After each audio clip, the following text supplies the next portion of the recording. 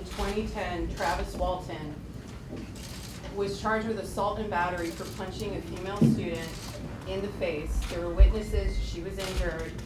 Why was he allowed to continue with the coaching staff and be with the team while charges were pending? Well, as I said before, we'll cooperate with any investigation and always have. We've done it before and we'll do it moving forward. And that's about all I'm going to say on it, that we did cooperate with everything. We want to give you every opportunity to answer questions. There's a lot of questions. A big one is, why did Travis leave the program in 2010? I don't know what you mean. He graduated. He was with your staff throughout 2010. An allegation came forward later that year that from a woman and her family to the athletic department that he and two of your players raped her. He then left the program later that year in 2010. Why?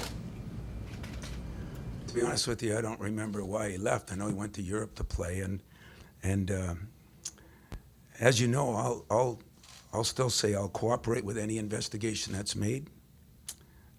I did it then, I did it before, and I'm not going to answer any questions that aren't pertaining to either basketball or things that I am not going to talk about right now. Let me ask you this question then.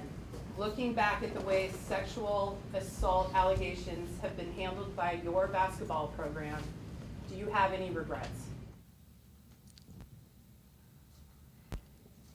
I've cooperated with every investigation, every one, and I will continue to cooperate with every investigation, every one.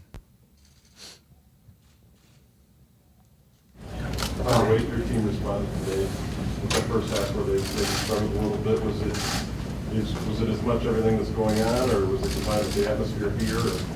I thought the atmosphere here was phenomenal. It's very hard for me to say it's because of what's going on when there's people that have been through a lot more than my guys have been through.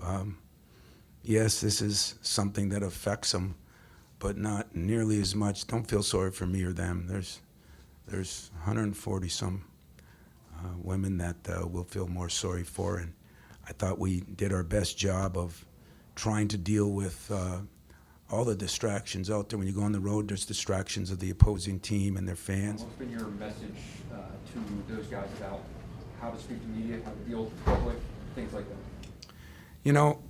I've never closed my locker room, as those of you know, in 23 years, and I don't plan on closing it ever. This is, I think there's been more life lessons learned this year than ever. And so, I had to tell them to, watch what you say, because even your coach mixed up a word, and it was pretty tough. But I said, just continue. And this was my message before the game, at halftime, and after the game. Continue to realize that there's people that have gone through a lot, and they get an opportunity to help the healing process a little bit, just a little bit. I've heard from, a couple people that were involved, and that's the only message I gave them. So they're free for you guys. I've never closed a locker room. I'd never plan on. Do you want them to put up walls or pay attention to actually what's going on?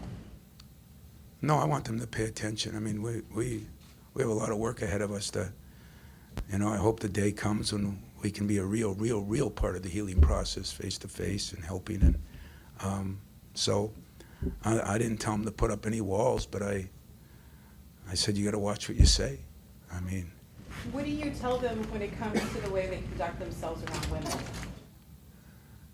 Now, there's a good question, and I tell them every day. At the end of every practice, in a huddle, I go over an academic thing, a couple social things, and a basketball thing. And that takes place every single day, and it takes place after every single game and every single trip. Coach, you were emotional after this one. What was it about this game that made you emotional? It's been hard to focus in on basketball, because when I do, I feel guilty. There's so many things that you don't know, and I feel guilty talking about anything else than those women that I watched, and that's about.